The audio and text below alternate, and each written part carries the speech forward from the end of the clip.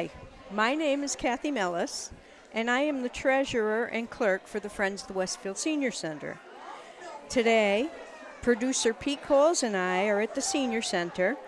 We're broadcasting WCPC channel, cable channel 15 and WSKB 89.5 FM radio at Westfield's Senior Option 24 event. My first interview is going to be with Keri, Davidson, Bravman. Keri's actually the regional director of Western Massachusetts Commission for the Blind. Thank you, Keri, for coming. Thank you for having me. Let's start out with you telling us a little bit about yourself and about what the Commission for the Blind does. Sure. So like Kathy said, I'm Keri Davidson, and I work for the Commission for the Blind. I've been here just shy of 16 years. Next week will be my 16th year. Wow. I came in right after graduate school, and I have been here ever since. So I think I'm a lifer. I did go to Springfield College in their Rehabilitation and Disabilities department. Okay. So that was kind of how I fell into the field of disabilities, and I've been doing it ever since. Wonderful, wonderful. You probably are a lifer at this point. How does someone become registered with the Massachusetts Commission for the Blind? Yeah, so what happens is an individual would go for an eye appointment with an eye care provider in the community, and they would be the person determining if they are legally blind. And what that means is if someone's vision is 2200 or worse with correction in the better eye, or if there's a field loss of 10 degrees, regardless of their acuity. So the range can vary quite a bit. People think that vision legally blind is just like totally blind, and that's not the case. There's a lot of variance in there.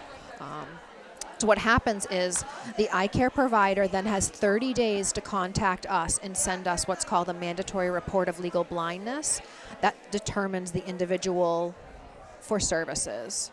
So it then gets to our blindness registry department in Boston, and then gets bounced out to the regions based on geographically where an individual lives. Okay. Okay. Is there a wait list for your services? Technically, no. But as the aging population is increasing, we've had more and more referrals coming in. So typically we used to say somebody would receive a call within a week or two for a caseworker to come out to talk about services. Now it can be anywhere from 4 to 6 weeks, just depending on where they are and where our case managers are with their caseloads. Okay. Is there actually an age? Nope. Nope. So I know we're here to talk about the older adult population, but our agency does service people from birth to death. Oh. So we have several different departments and disciplines within the agency that provide services to children, then like our teens, which is our pre-employment, then employment age, and then older adults. So we really work with an individual in all stages of life and at all points in their vision loss. Okay. And what types of comprehensive services does the agency provide to our older adults? A lot. So we have some disciplines in-house, and then we have other services that we can refer out into the community for. But the main ones in-house are rehabilitation teaching. So that is an individual who would come into the home from the commission, and they would work with them on activities of daily living. So really think about anything you'd be doing from the time you get up to the time you go to bed. Cooking, cleaning, managing medication, finances, caring for another individual, whether it be another family member, a child, an animal. We would reteach them the skills on how to do the things now that they've lost their vision, and we can provide a lot of different gadgets and technology and things like that can make their life easier. Okay. Then we have orientation and mobility instruction. So that would be someone who's coming in and training them on how to get around both their home and their community. So we do provide canes and training with canes, but some people decide not to use them, which is fine. But the cane is really used for safety identification and for navigating around to be able to feel a wall where there's a curb cut, an entrance of a building where the stairs are. You know, we would train them on how to use that appropriately so that they could get around independently. Okay. And then the last thing that we have in-house is our adaptive technology department. So this is where a specialist would come in and they would provide a comprehensive assessment to determine where the person is in their vision loss and what type of adaptive technology could assist them with accessing their phone, their computer. If they're still working, what does that look like for them? You know, do they maybe need a larger monitor that they could slide paper underneath and it would enlarge everything on a screen? And those are just some of the things, but there's a lot out there. There is a lot. This might be totally aside. You have no connection to the dogs, do you? No. So our orientation and mobility department, as far as they go, is providing the canes. They do have to sign off on an individual before they can get a guide dog. Okay. So a lot of times we'll give the consumer the information for the guide dog schools, but other than that, and you know, our orientation and mobility instructor signing off and saying yes, this person can do X, Y, and Z.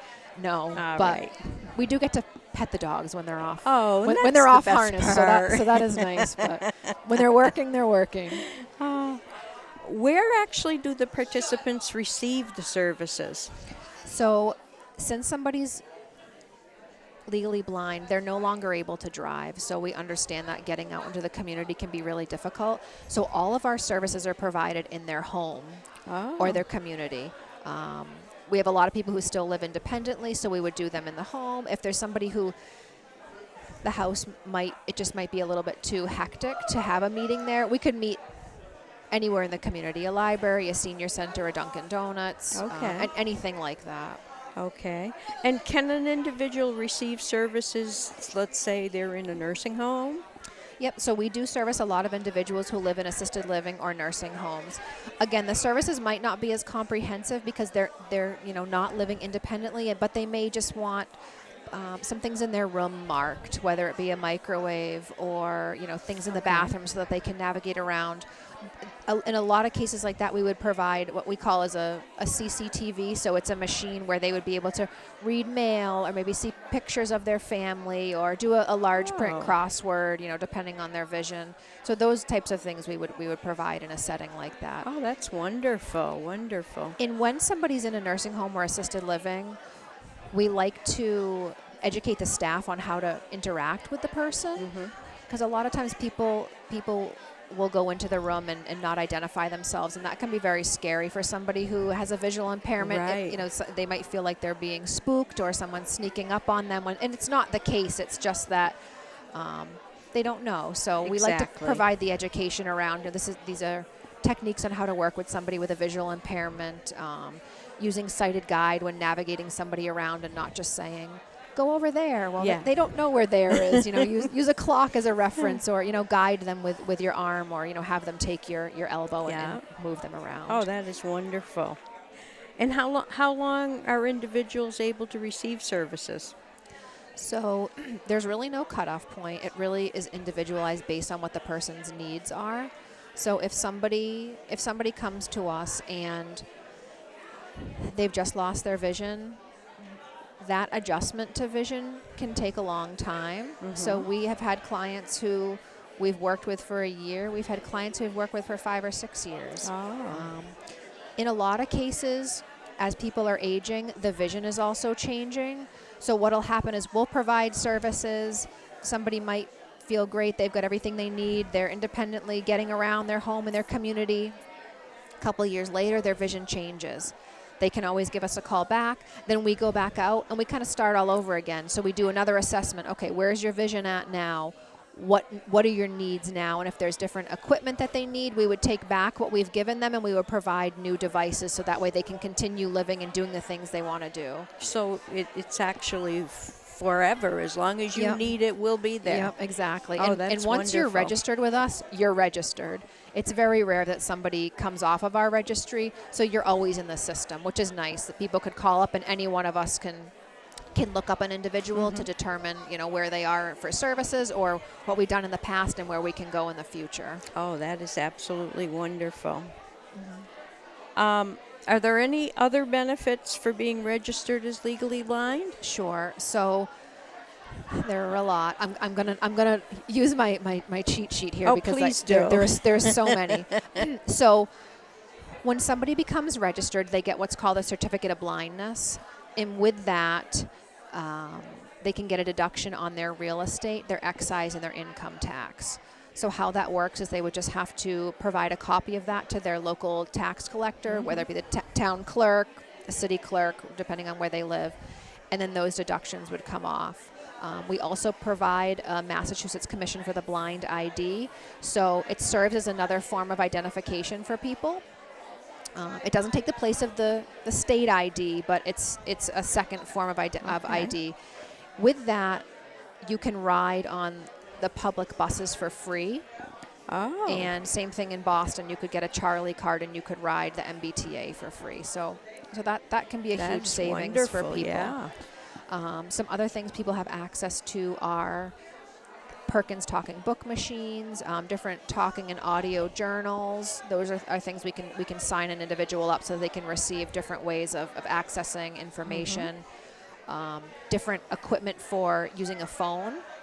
So again, we don't have these services directly within our agency, but we refer out to other state organizations that provide the services directly to the individuals. So if somebody's unable to use their home phone, there's different phones that can have larger buttons on them, talking caller ID, talking when you hit the number. So it doesn't seem like much, but that's sometimes the lifeline for people to have access to the outside world. Absolutely, especially some of our older adults, Right.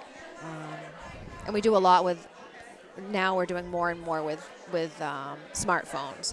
So people having access on their OIS systems or their Androids to, access family, to be able to, pay their bills online, to grocery shop online, to everything. So, wow. Yeah, we do it all. Are there support groups for individuals with various eye conditions? So there are. So we don't have any support groups per se through the Commission for the Blind, but there are a lot of community organizations that do a variety of support groups.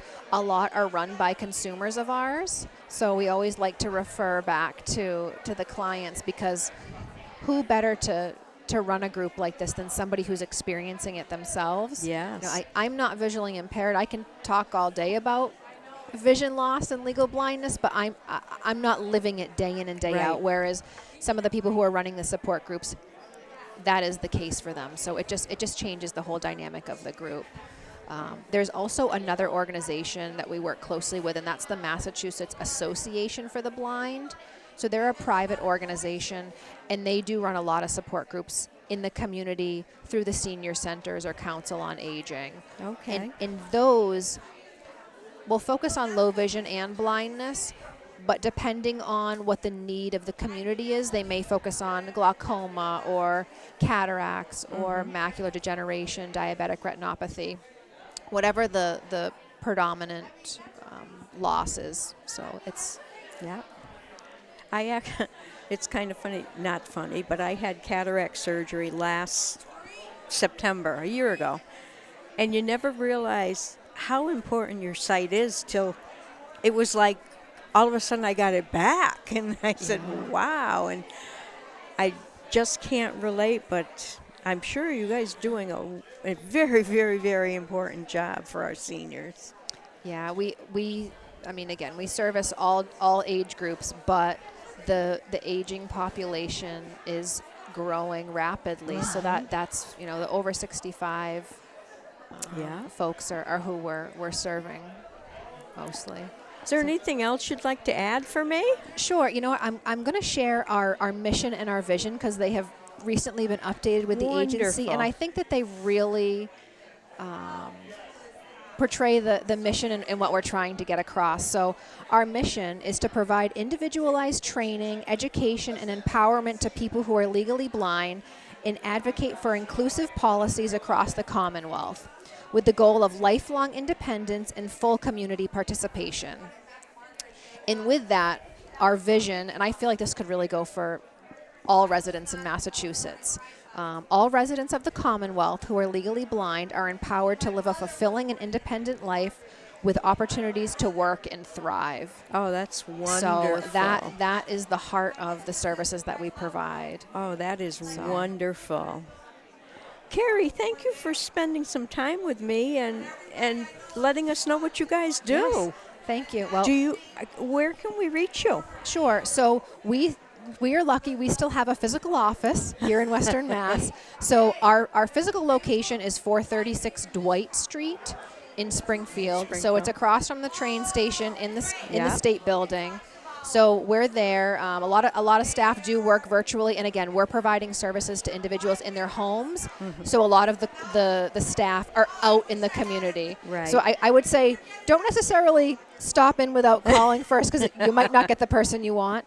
But if you needed to reach us by phone, our office number is 413-781-1290. Wonderful. And there's a message machine where people can leave messages, but if you hit 0, you can get a live person between 8:45 and 5 p.m. Wonderful. Again, thank you so much for joining us today. Yes, thank you. And we hope you enjoy the senior options. I am. This is wonderful. Thank you. Thanks again. Mm-hmm.